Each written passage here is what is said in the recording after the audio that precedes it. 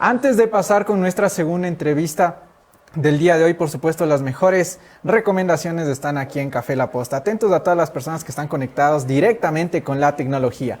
La ATM ahora está en tu celular porque podrás conectarte a Waze y a través de esta app enterarte de todo lo que ocurre diariamente en el tránsito de la ciudad. Aquí recibirás toda la información en tiempo real de eventualidades como cierres de vías, accidentes de tránsito y demás situaciones que puedan interferir con tu movilidad. Además, Waze podrá brindarte rutas alternas para llegar a tu destino. Recuerda que el servicio de la ATM y Waze es completamente gratuito y fácil de usar. ATM y la Alcaldía de Guayaquil trabajan por tu movilidad. Dicho esto, vamos inmediatamente con nuestra segunda entrevista pactada para el día de hoy. Se trata de Carlos Andrés Vera, cineasta, comunicador y también quien hace bastante opinión pública en el tema político. Así que vamos a ir con nuestro segundo invitado. También le agradecemos por estar esta mañana y acompañándonos en el programa. Anderson Boscan, seguimos contigo. A ver, esta es una advertencia para los troles. Si tú eres un troll, flaco, retírate, porque te vas a dañar el hígado. Es inicio de semana, no quieres pasar toda la semana lloriqueando con lo que dijo Carlos Andrés.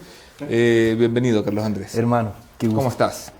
Preocupado. Estoy preocupado. ¿Preocupado porque se cae el gobierno o preocupado porque...? No creo que se cae el gobierno, pero hay una serie de crisis y de elementos y de conflictos que comprenden un laberinto difícil de resolver, ¿no? Bastante difícil de resolver. Y en medio estamos todos los ciudadanos, la sociedad, que quiere, pues, en su mayoría trabajar, que quiere en su mayoría un entorno para estar en paz. Y pues es complejo. Oye, yo hace tiempo que quería invitarte. Estuve fuera del país unos días y la verdad sí. Me enteré ahora a lo que volví, prendí el teléfono y me enteré de todo lo que había pasado y dije, a ver, yo me fui cuando el Ecuador estaba más o menos normal. ¿Cómo es posible 5 días, creo? En 2 semanas. Después de estar en la cárcel. Sí, en 2 semanas. Aquí hay una conspiración, aquí hay movilización indígena. Aquí hay un gobierno liberal que decreta el congelamiento del precio de los combustibles.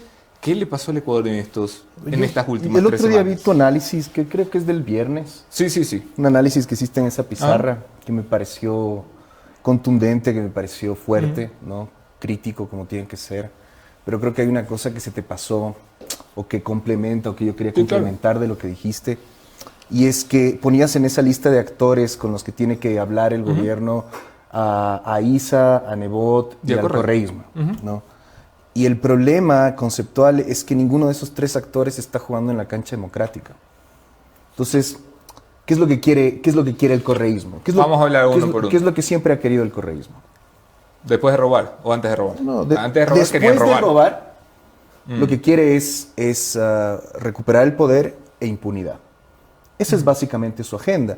Y fíjate que ese no es solo su agenda, ese es su relato. Incluso revelado en los hashtags de Correa, ¿no? Los corruptos siempre fueron ellos como un mantra diario que llega a millones de personas, que se desagrega a todos sus exfuncionarios y ex colaboradores que empujan esta idea de que ellos nunca hicieron nada, de que a ellos les persiguen, de que ellos son inocentes y de que ellos son víctimas. Ese relato... Pero ¿no te parece legítimo que un partido político, en este caso el correísmo, tenga aspiraciones? Sus aspiraciones para nosotros son delincuentes. Para ellos son perseguidos políticos y presos injustamente, ¿no? Lo que yo digo es que están por fuera de la cancha democrática.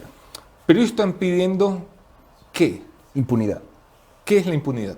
Impunidad es básicamente que se anulen, saquemos a Jorge Glass de la cárcel, que se deje de enjuiciar a Correa, que todo ese aparato de justicia que más o menos empezó a operar a partir de que ellos dejaron de controlar el sistema, a partir de lo que ellos llaman el trujillato, ¿no? Sí. Que lo califican como una dictadura también, o sea, con un cinismo brutal.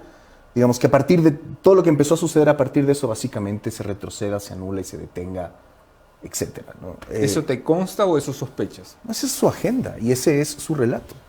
Si es que Lasso le dijera a Marcela Guiñaga en Carondelet, ok, vamos a organizarnos para sacar a la fiscal, o para presionar a la fiscal, o para poner estos jueces. Si es que él entrara en ese juego, entonces el correísmo... No sería oposición. No sería oposición, o sería una oposición más democrática, ¿no?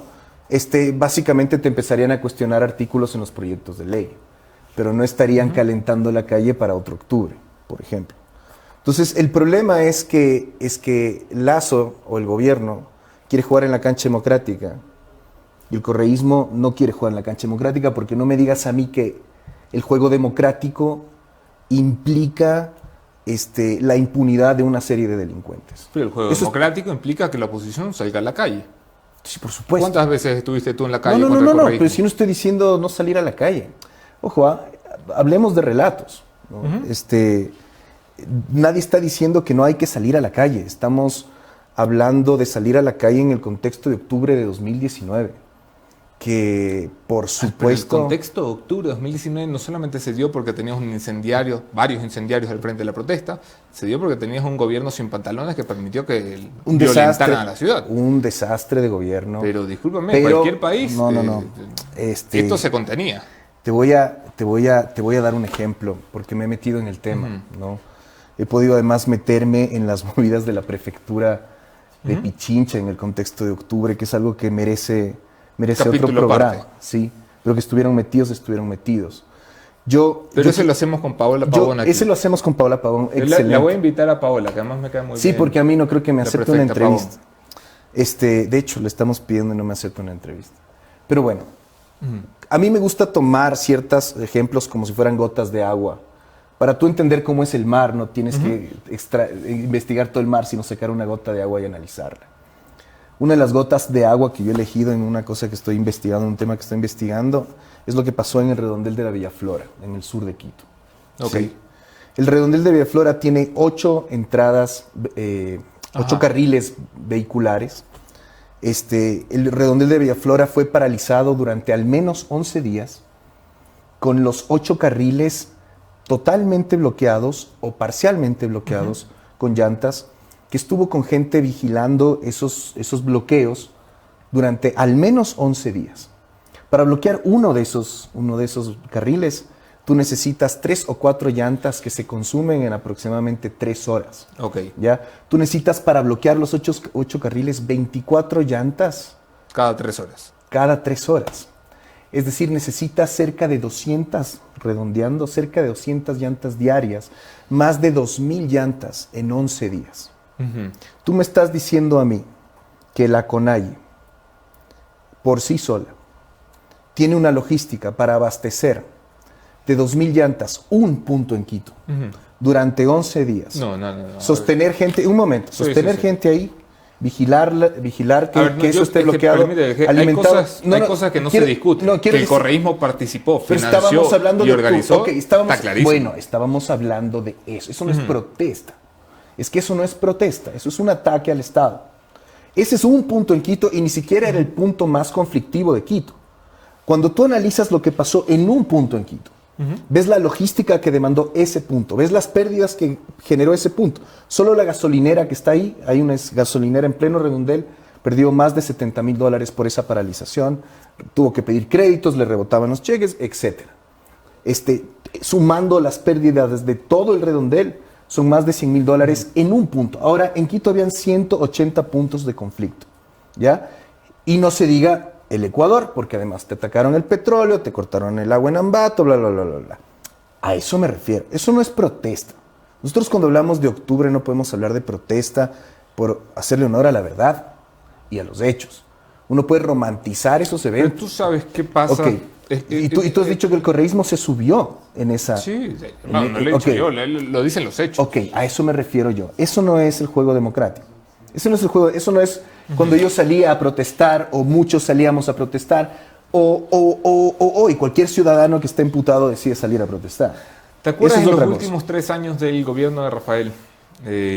Cuando Rafael se volvió paranoico, porque evidentemente si el Papa no le salvaba el trasero, el tipo se caía.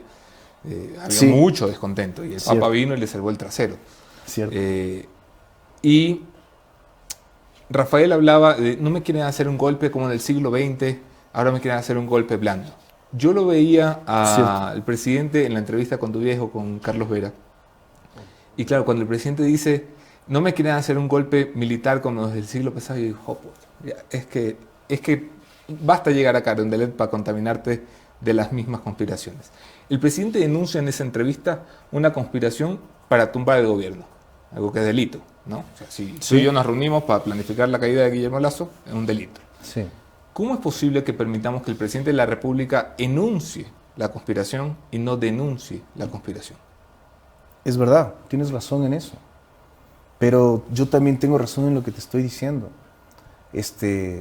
¿Ya sabes cómo juega Isa? Tú ya has tenido ya tus propios problemas por llamar a Isa por su nombre y el juego que juega. Ha dicho incluso que a los miembros de Pachacutic les va a castigar por haberse sentado a dialogar. Es decir, quien quiera que entre en el juego democrático va a ser castigado. El socialcristianismo, ¿sabes qué tendría que ser Lasso para desactivar al socialcristianismo? Pues entregarle poder, entregarle cargos. Y al correísmo, ¿Tú crees que el socialcristianismo quiere cargos? Estoy convencido que el socialcristianismo quiere cargos. Quiere poder.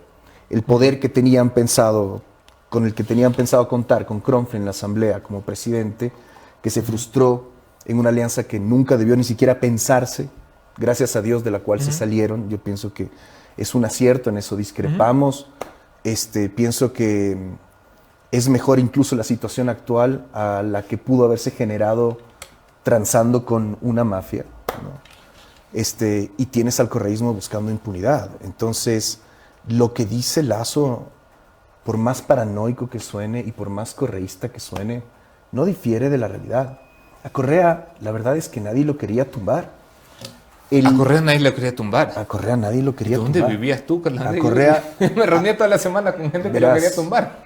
A Correa nadie lo quería tumbar. ¿Cuántos golpes de Estado hubo durante el correísmo? No sé. Ellos vendieron... Porque lo controlaban todo. O intentos de golpe de Estado. Ellos vendieron el 30S como un intento de golpe de Estado, pero la verdad es que nunca hubo un intento de golpe de Estado. Ellos luego, digamos, intentaron implementar ese relato y mantener ese relato de que hay conspiración, de que hay conspiración, de que hay conspiración, y con esa excusa se fueron contra todo el mundo, contra policías, contra adversarios políticos. A mi papá le acusaron de golpista durante 3 años, ¿no? Y desde ahí empecé a entender de qué iban ellos.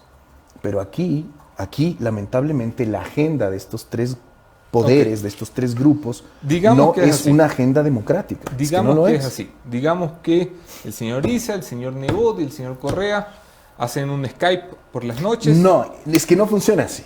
¿Cómo es? No funciona así, simplemente coinciden. O sea, ¿tú crees que no se ponen de acuerdo? Yo no sé si tú me preguntas a mí, yo si creo Correa, que tiene un grupo de WhatsApp. Ajá, y si tú me preguntas si hay un grupo de WhatsApp así con Isa, Correa. Mira, y el grupo de WhatsApp tiene un poncho de emoticón, unos bigotes y un maletín con dinero. No. Yo cada creo uno, cada uno. Yo no sé, la verdad es que yo no sé cómo funcionan. A lo que voy es, supongamos que hay una del... conspiración. Yo estoy jodiendo con lo del grupo de WhatsApp. Pero es que cuando lo planteas así suena ridículo. Claro. Y no es tan ridículo porque coinciden en algunos objetivos. ¿Okay? Que esta gente está de acuerdo para conspirar contra el gobierno con el fin de tumbar al gobierno. ¿Cuál es el camino del presidente? Un presidente que no tiene cómo llevar adelante su plan de gobierno, porque su plan de gobierno pasa por la asamblea, aunque él diga que 9 de cada 10 cosas no. Una asamblea que esté en manos de la oposición y que mañana se levantan, se voltean y se acabó la fiesta. ¿Cuál es el camino? Eso es lo que me preocupa. Y por eso te dije que estoy preocupado. Creo que el principal problema / error del gobierno ha sido no lograr descifrar el laberinto político de relaciones tanto con las fuerzas políticas de oposición para que las cosas no lleguen a este actual estado, como con actores de la sociedad civil. ¿Qué es lo que tiene ahorita? ¿Qué es lo que están intentando ahora? Pues están intentando dialogar con Pachacutic, producto de ese diálogo se congelan los combustibles. Enseguida ya ves para lo que sirvió, ¿no? Sí, para nada, aparentemente para nada. Habría que ver también cuál es la reacción no solo de la población, de los grupos políticos, sino de la población. En octubre del 2019 tú tenías una población enfurecida. Yo creo que ese es un ingrediente que no existe ahora, aunque tienes un importante número de población decepcionada o molesta, ¿no? Pero claro, lo que estás intentando, lo que claramente está intentando en el terreno democrático es dialogar con la IDE, dialogar con Pachacutic para que puedan pasar las reformas. Oye, yo aquí tengo que ser perspicaz. El presidente de la República no puede hablar con Rafael Correa, a quien ha llamado un monstruo, secuestrador y narcotraficante. Yo no puedo estar más de acuerdo. No puede hablar con Jaime Nebot, a quien ha llamado mafioso y casi que acusado de matón. Sí. No puede hablar con Issa, a quien le ha dicho violento y casi que terrorista. Sí. No puede hablar con Javier Herbas. Ojo que habló con Issa, ¿eh? Hubo un Ya, diálogo. sí, hubo un diálogo y a la semana siguiente salió a decirle violento y Y terrorista. sí, bueno, Issa salió de ese diálogo después de No 5 puede acuerdos. hablar con Javier Herbas, atacar. líder de la izquierda democrática, desde la campaña. Ni siquiera le invitó a la posesión. Javier Herbas fue invitado por Guadalupe Llori. Y no se pueden ver y no se pueden hablar. Son 4 líderes políticos de las 4 grandes fuerzas políticas con las que obligatoriamente tienes que hablar porque no tienes mayoría. No podemos pensar que tal vez el problema es Guillermo Lasso. Yo creo que su manejo político es pobre. Y ese flanco del gobierno no está bien armado y no está bien cubierto. Lasso es un administrador, es un gestor, es un ejecutor. Lo demostró durante la vacunación. ¿Cuál fue su error? Y que un poco deriva en todo esto. Se desmarcaron, se desentendieron o disminuyeron el riesgo del escenario político / violencia. Es decir, para mí fue un error, con todo el cariño que le tuve, poner a César Monge de ministro de gobierno, sabiendo cómo estaba. César Monge estaba enfermo, todos lo sabíamos. Guillermo lo nombra ministro por un gesto, por solidaridad, por lealtad, y eso está muy bien, pero es el Ministerio de Gobierno quien debe, digamos, tener ese tipo de relaciones políticas y quien debe además, en el contexto actual del Estado, en la organización actual del Estado, empezar a trabajar sobre esos flancos de seguridad, cárceles, violencia en la calle, etcétera, etcétera. Entonces, Monge fallece, hay una ventaja para que los otros se organicen sin que el gobierno realmente opere bien, de 2 meses aproximadamente, y le estallan esos problemas en la cara. Y actualmente me parece que tú hiciste ese análisis y me parece que no es del todo desacertado. Guillermo necesita en su equipo un igual, ¿no? Alguien que le diga, por aquí no, estás equivocado, esto no lo puedes hacer, no lo vas a hacer. ¿Y no lo tiene en su entorno?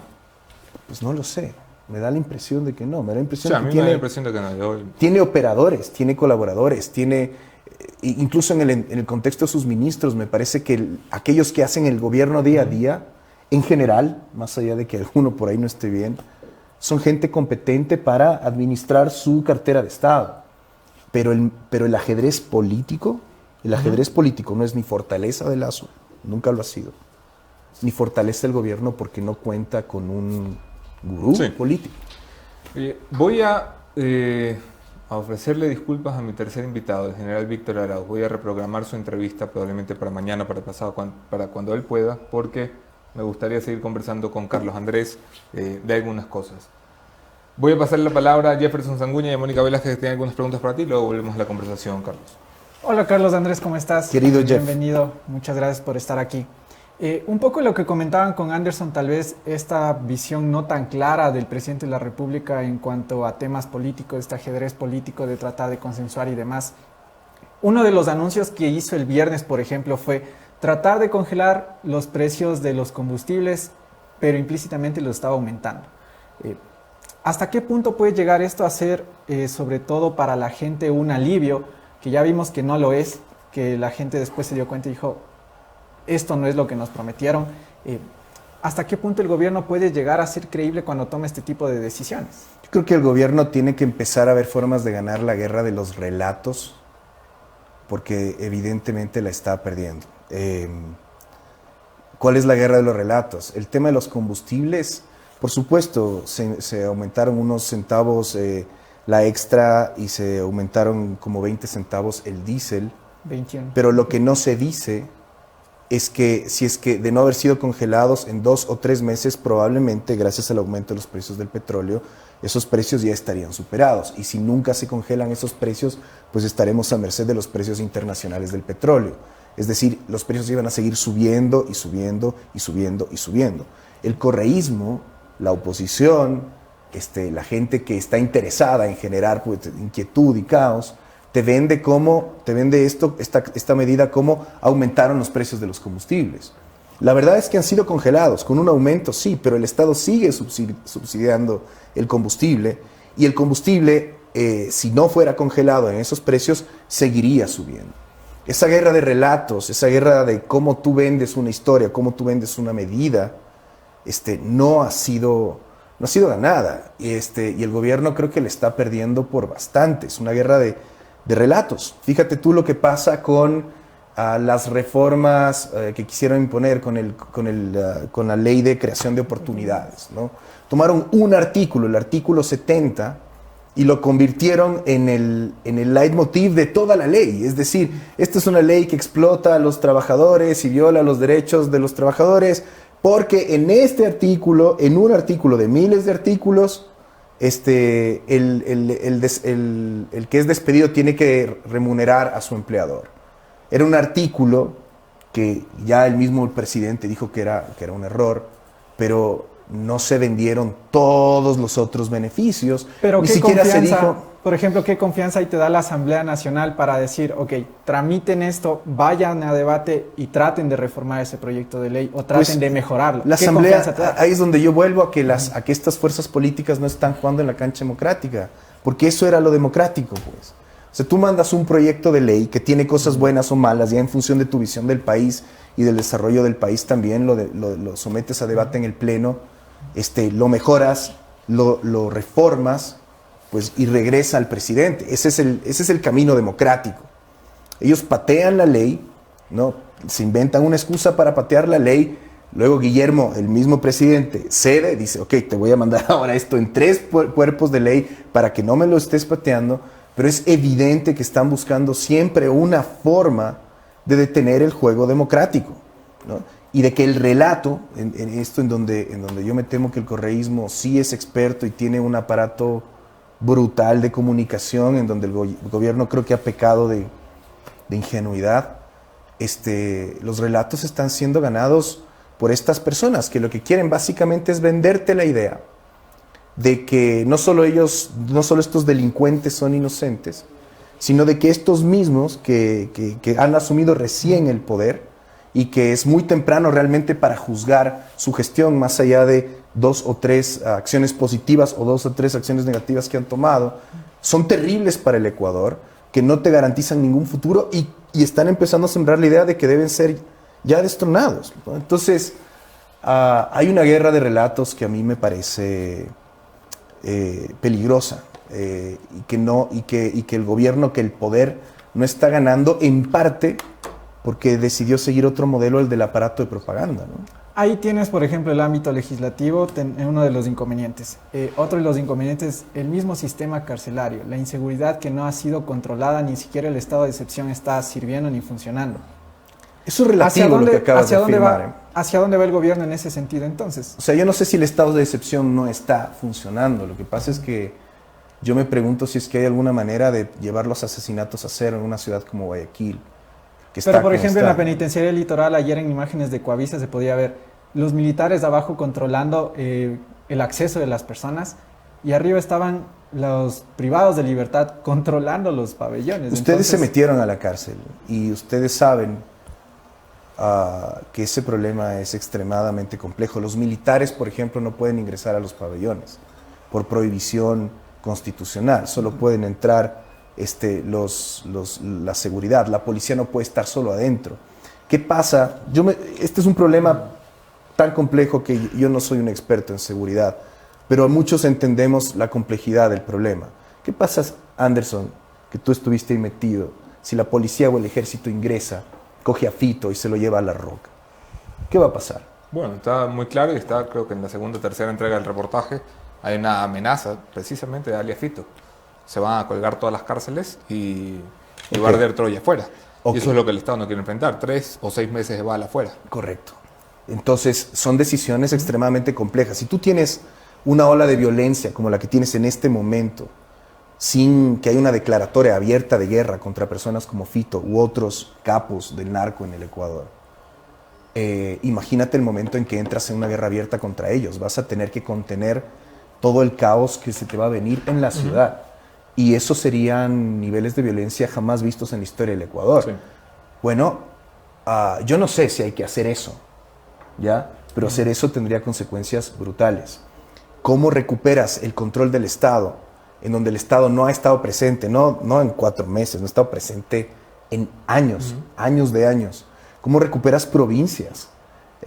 La frontera norte, en el caso de Esmeraldas, algunas zonas de Manabí, más de 40 pistas de aterrizaje de narcoavionetas detectadas, personas civiles que se te oponen a instalar un radar, asambleístas de Alianza País que se te ponen a instalar un radar. ¿Cómo tú recuperas estos territorios, Quevedo, ¿no?, que han sido tomados por mafias que tienen relación directa con el narco? Yo no tengo una respuesta clara, pero sí comprendo que que compone una serie de medidas entre seguridad, estados de excepción y otras sociales que componen un laberinto. Es un laberinto en el que se encuentra el tema de la seguridad en el Ecuador. Muy jodido. Velázquez. Sí, ¿cómo estás, Carlos Andrés? Te saluda Mónica. Yo me quiero referir justamente a los Pandora Papers. El gobierno ha sido muy tibio en dar sus respuestas sobre este tema e incluso no se ha acercado a la Asamblea a dar sus declaraciones. ¿Te genera alguna duda que alguien ponga dinero en offshores generalmente utilizadas para pagar menos impuestos? Yo lo que quiero decir son algunas cosas. Primero, creo que la noticia, si es que hay una noticia en el caso de las offshore del presidente, van por 2 caminos. Primero, si es que evadió impuestos. Sí. Y segundo, si es que violó la ley electoral. Es esa que dice que no puedes tener cuentas offshore, etc., ¿no? Creo que si es que ni evadió impuestos, ni evadió la ley electoral, creo que no hay noticia. Yo soy sincero. Y en eso sí critiqué no solo la postura del Universo respecto a Lazo, sino respecto a Shakira y a este cantante, al baterista de los Beatles y un montón de gente. Era noticia que Ringo Starr se compró una casa en Los Ángeles con una empresa en Islas Caimán. Bueno, la noticia es si Ringo Starr evadió o no evadió impuestos para comprar esa casa. Para eso es la publicación, ¿no? Yo nunca he satanizado que una persona maneje sus recursos y su patrimonio como quiera, en donde quiera. Sabemos todos de dónde proviene el dinero del presidente y el patrimonio del presidente. Sabemos incluso que tenía un banco en Panamá, un banco, no era una cuenta offshore, una empresa fantasma, era un banco al que tú podías entrar, pedir un crédito, ver la gente. No es que el man se inventó una triangulación a lo Fabricio Correa para ocultar dinero, ¿no? Entonces, si no hay evasión fiscal y si no hay violación de la ley, a mí me parece que no hay noticia. Ahora, ¿hay evasión fiscal? Pues hay que demostrarlo. ¿Hay violación de la ley? Hay que demostrarlo. Yo no sé el detalle de cómo el presidente ha manejado sus patrimonios afuera.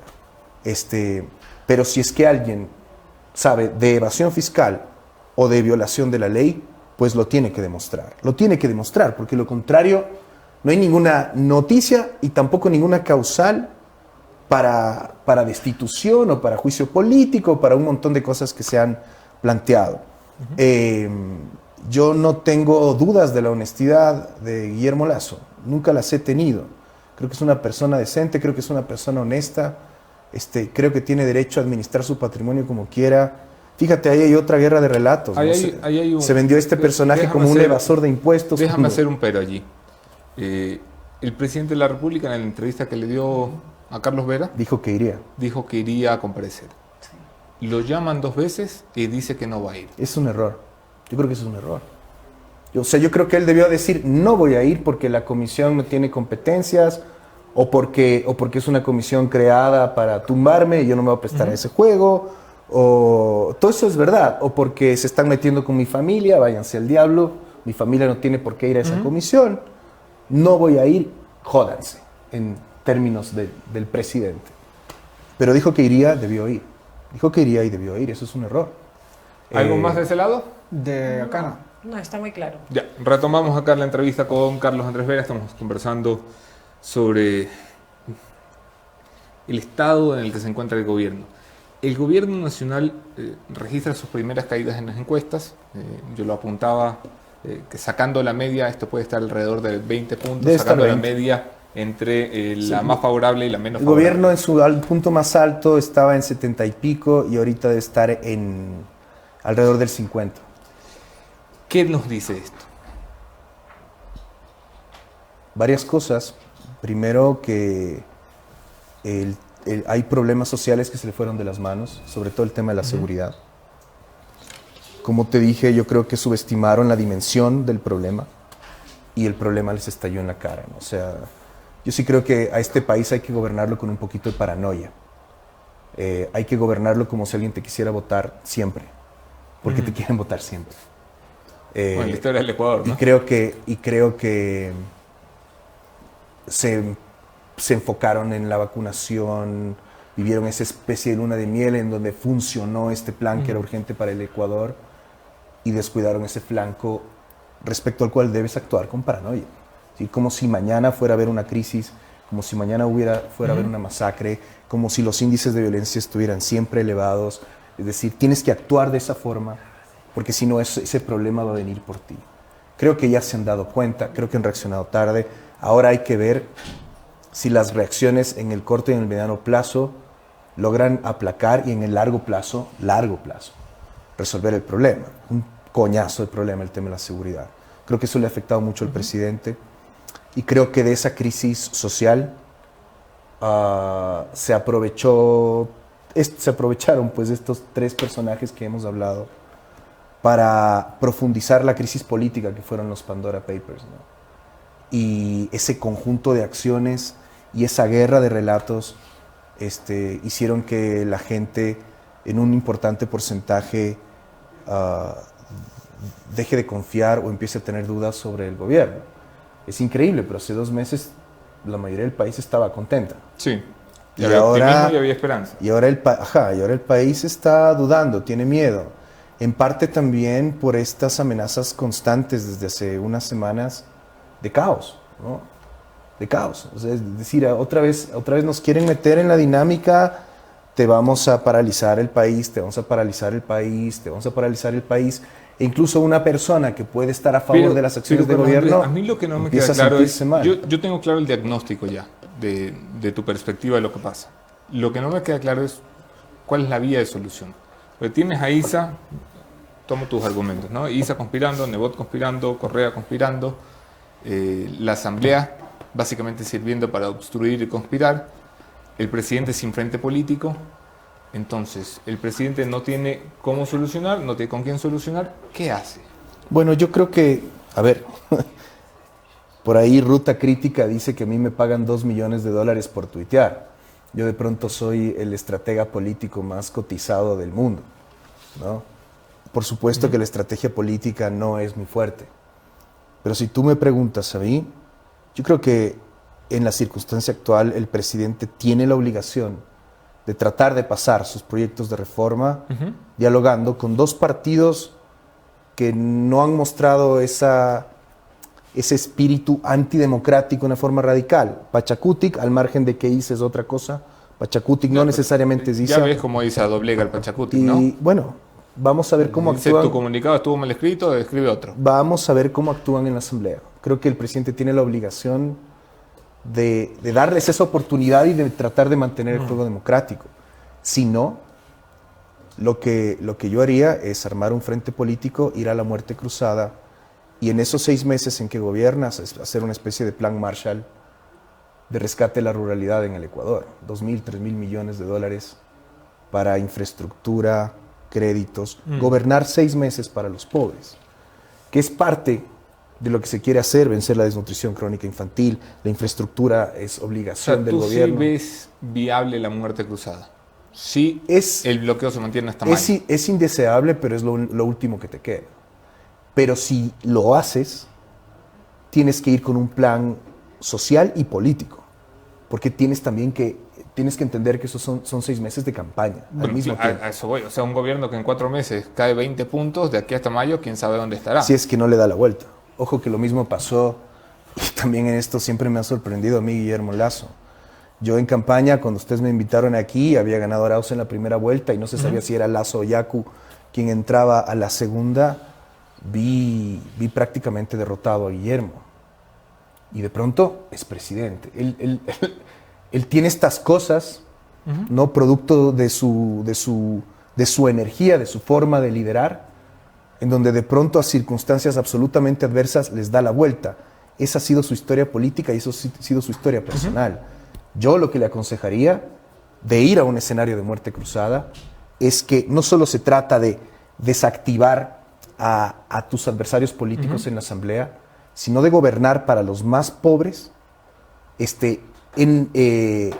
durante 6 meses, en el contexto de un plan Marshall para rescatar a la ruralidad que ha sido afectada por la pandemia, recuperar esa popularidad con obras, con créditos, básicamente haciendo lo que prometiste, pero en un periodo de tiempo muy corto, y que esa sea tu campaña para volver a ganar las elecciones y recuperar una fuerza legislativa. Habrá que ver. Eso es lo que yo le aconsejaría. ¿Es una fórmula ganadora? No necesariamente, es una fórmula extremadamente arriesgada. Extremadamente arriesgada. Te van a querer detener en las calles, político tremendo. se va a subir enseguida pues yacu, hierbas y todo el mundo a hacer campaña. Otto. Otto también puede ser, pero es lo que yo haría si es que esa fuera la última bala que me queda. Carlos Andrés, termino con esto porque se me agota el tiempo, nos hemos pasado de la hora, te agradezco por haber venido. Yo hago mi conclu aquí y luego te invito a tomar un cafecito, mejor que el que hace Nando. Tú sabes que Nando solamente hace buen café cuando le das un night coffee, si no, jodido. Con Nando le hacemos a otras cosas. Oh, no me cuentes sus intimidades aquí, por favor. A ver, Carlos Andrés, si tuvieras delante el presidente, ¿qué le preguntarías hoy?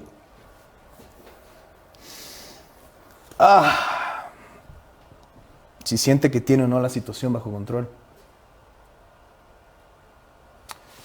Me tomo la pregunta porque lo anuncio ahora, hemos tenido confirmación ya. Este miércoles 27 por la noche, en vivo, entrevista del presidente de la República con La Posta, este servidor desde el Palacio de Carondelet. Vamos a empezar a prepararnos para una entrevista en la que yo creo que se pueden disipar muchas de las Brutal. Y ahora mismo le estoy aconsejando, si bien no es un tema tan urgente, que empiece a dialogar con algunas comunidades que están protestando por el tema minero. Hay muchos conflictos sociales de los cuales él tiene que empaparse personalmente, no a través de la voz de un viceministro o un ministro, ¿no? Con esto termino. Carlos Andrés Vera, un gusto que hayas estado aquí. Vamos a la conclusión de esta mañana.